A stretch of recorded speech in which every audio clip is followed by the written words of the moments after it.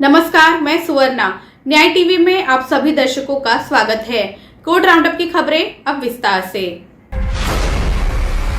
उत्तर प्रदेश राज्य में संस्कृत भाषा के साथ सौतेला जैसा व्यवहार किया जा रहा है। इलाहाबाद हाईकोर्ट ने ये टिप्पणी की। कोर्ट ने यूपी सरकार से जवाब मांगा कि वे राज्य में संस्कृत शिक्षक का नियमित पद क्यों नहीं बना रहे हैं। न्यायमूर्ति रोहित रंजन अग्रवाल की खंडपीठ ने देखा कि यूपी राज्य में लेक्चरर संस्कृत का कोई पद स्वीकृत नहीं किया गया है और हिंदी पढ़ाने वाले लेक्चरर को ही संस्कृत विषय पढ़ाने के लिए दिया जा रहा है, जिन्होंने हाई स्कूल, इंटरमीडिएट और स्नातक के दौरान संस्कृत भी पढ़ी है। कर्नाटक हाईकोर्ट ने ये देखते हुए कि माता पिता को दी गई राशि मृत बच्चे के प्यार, स्नेह, देखभाल और साथ के नुकसान का मुआवजा है, हाल ही में मोटर दुर्घटना दावा न्यायाधिकरण MACT की ओर से एक जोड़े को दिए गए मुआवजे को बढ़ा दिया है। उन्होंने हादसे में अपनी 2 साल की बेटी को खो दिया था। जस्टिस शिवशंकर अमरानवर ने 16 अगस्त 2016 के आदेश में संशोधन किया, जिसके तहत MACT ने याचिकाकर्ताओं को 3.50 लाख रुपए का मुआवजा दिया था।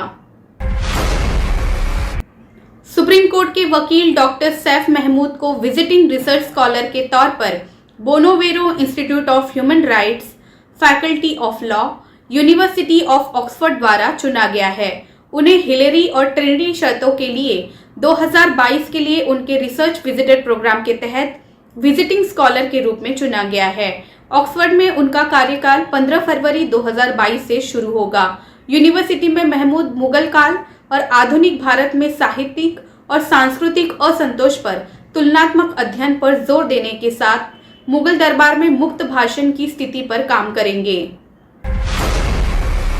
याचिका में कहा गया है कि त्रिपाठी 2016-17 में हाईकोर्ट बार एसोसिएशन इलाहाबाद के उपाध्यक्ष के रूप में कार्य किए थे। वे दिसंबर 2021 में लापता हो गए थे और परिवार के सदस्यों के साथ साथ बार एसोसिएशन के सदस्यों ने भी पूरे सोशल मीडिया पर उनकी तस्वीरें पोस्ट करके उन्हें खोजने के लिए अपने स्तर पर कोशिश की थी और जब वे उनका पता लगाने में विफल रहे तो 5 जनवरी 2022 को मामले में एक प्राथमिकी दर्ज कराई। याचिका में कहा गया है कि 18 जनवरी 2022 को अज्ञात शरीर की तस्वीर परिवार के सदस्यों को दिखाई गई और उन्हें पता चला कि अज्ञात शरीर, जिसका पुलिस विभाग द्वारा उचित जांच के बिना अंतिम संस्कार किया गया था, बार एसोसिएशन के पूर्व उपाध्यक्ष एडवोकेट मंगला प्रसाद त्रिपाठी का था। इलाहाबाद हाईकोर्ट के समक्ष एक पत्र याचिका दायर की गई है, जिसमें आरोप लगाया गया है कि मंगला प्रसाद त्रिपाठी का 18 जनवरी 2022 को पुलिस विभाग द्वारा उचित जांच के बिना अंतिम संस्कार किया गया। याचिका में CBI जांच की मांग की गई है। पत्र याचिका advocate Gaurav Dwivedi, advocate Rajneesh Kumar Singh, advocate OP Singh, advocate Saurabh Singh, advocate Rohit Pandey और एडवोकेट प्रभाकर जायसवाल द्वारा दायर की गई है, जो सभी वर्तमान में इलाहाबाद हाईकोर्ट में प्रैक्टिस कर रहे हैं।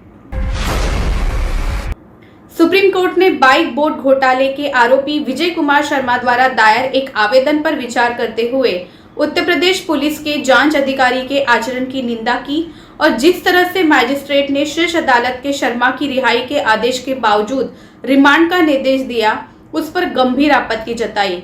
Justice AM Khanwilkar, justice Dinesh Maheshwari और जस्टिस CT रवि कुमार की बेंच ने अपने आदेश में कहा, हम जांच अधिकारी के आचरण की निंदा करते हैं और जिस तरह से मैजिस्ट्रेट ने आवेदक या याचिकाकर्ता को 13 दिसंबर 2021 को इस न्यायालय द्वारा पारित आदेश की अवहेलना करते हुए निर्देश दिया है, इसको लेकर हम गंभीर आपत्ति जताते हैं। सुप्रीम कोर्ट ने एक फैसले में कहा है कि न्यायिक समीक्षा की कार्यवाही में न्यायालय निर्णय लेने की प्रक्रिया से संबंधित होते हैं, न कि स्वयं निर्णय से। इस मामले में एक हेड कांस्टेबल अपीलकर्ता ने 21 जनवरी 2004 से पूर्वव्यापी पदोन्नति की मांग करते हुए हाईकोर्ट का दरवाजा खटखटाया था। उनकी शिकायत थी कि उन्हें वर्ष 2004 में ही पदोन्नत कर दिया जाना चाहिए था और 2008 में उनकी नियुक्ति में देरी अवैध और मनमाना है। एकल न्यायाधीश ने याचिका को इस आधार पर खारिज कर दिया कि चयन अधिकार का मामला नहीं है। रिट अपील को डिवीजन बेंच ने भी खारिज कर दिया। सुप्रीम कोर्ट ने बुधवार को राज्यों को निर्देश दिया कि तकनीकी आधार पर कोविड-19 से मरने वाले व्यक्तियों के परिजनों या परिवार के सदस्यों के आवेदन या दावों को खारिज न करें। सुप्रीम कोर्ट ने आगे कहा कि जहां भी आवेदन खारिज किए जाते हैं, राज्यों का कर्तव्य है कि वे संबंधित दावेदार को इसका कारण बताएं और उन्हें आवेदन में सुधार करने का अवसर प्रदान करें। भारत संघ द्वारा रिकॉर्ड पर रखे गए चार्ट के अवलोकन पर जस्टिस एम.आर. शाह और जस्टिस संजीव खन्ना की बेंच ने कहा कि कई राज्यों ने कई दावों को खारिज कर दिया है।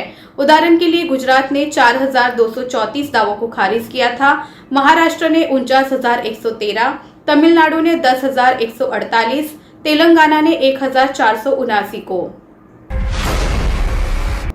इस पर संज्ञान लेते हुए न्यायमूर्ति एम.आर. शाह और न्यायमूर्ति संजीव खन्ना की पीठ ने आदेश दिया। ये बताया गया है कि पूरे देश में और बाल स्वराज पोर्टल पर अपलोड की गई जानकारी के अनुसार लगभग 10,000 बच्चों ने अपने माता पिता दोनों को खो दिया है। इसलिए उनके लिए आवेदन करना या मुआवजे के लिए दावा करना बहुत मुश्किल होगा। हम संबंधित राज्यों को निर्देश देते हैं कि उन बच्चों तक पहुंचे जिन्होंने अपने माता पिता या जीवित माता पिता दोनों को खो दिया है और पहले से ही बाल स्वराज पोर्टल पर अपलोड किए गए हैं, ताकि उन्हें मुआवजा दिया जा सके। इसके साथ ही संबंधित राज्यों को निर्देश देते हैं कि दर्ज की गई मौतों की संख्या के साथ साथ बाल स्वराज पोर्टल पर अपलोड की गई जानकारी को भी साझा करें। सुप्रीम कोर्ट ने बुधवार को राज्यों को निर्देश दिया कि वे उन बच्चों तक पहुंचे जो कोविड-19 के कारण अनाथ हो गए हैं। ऐसे अनाथ हुए बच्चों को 50,000 रुपए की अनुग्रह राशि का भुगतान करें। कोर्ट ने कहा कि अनाथ हुए बच्चे मुआवजे का दावा करने के लिए आवेदन जमा करने की स्थिति में नहीं हो सकते हैं और इसलिए राज्य के अधिकारियों को उन तक पहुंचना चाहिए। बाल स्वराज पोर्टल पर राज्यों द्वारा अपलोड किए गए आंकड़ों के अनुसार राष्ट्रीय बाल अधिकार संरक्षण आयोग (NCPCR) ने अदालत को बताया है कि महामारी में लगभग 10,000 बच्चे अनाथ हो गए हैं। इस मामले में अपीलकर्ता वादी ने स्थायी निषेधाज्ञा की एक डिक्री का दावा करते हुए एक वाद दायर किया, जिसमें प्रतिवादियों को ट्रेडमार्क साई रेनाइंसेस या उनके व्यापार चिन्ह रेनाइंसेस के समान किसी अन्य व्यापार चिन्ह का उपयोग करने से रोका जा सके। ट्रायल कोर्ट ने आंशिक रूप से प्रतिवादियों को ट्रेडमार्क साई रेनाइंसेस या किसी अन्य व्यापार चिन्ह का उपयोग करने से रोक दिया, जिसमें वादी का व्यापार चिन्ह रेनाइंसेस शामिल है या भ्रामक रूप से उसके समान है। हाईकोर्ट ने प्रतिवादी की अपील को स्वीकार करते हुए कहा कि ट्रेडमार्क का कोई उल्लंघन नहीं हुआ और ट्रायल कोर्ट के फैसले को रद्द कर दिया।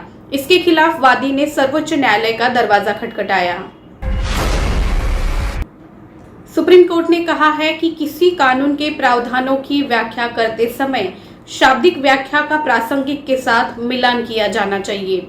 Justice L Nageshwar Rao, justice BR. Gavai और जस्टिस बी.वी. नागरत्ना की पीठ ने कहा कि कानूनों का अर्थ लगाया जाना चाहिए ताकि हर शब्द का एक स्थान हो और सब कुछ अपनी जगह पर हो।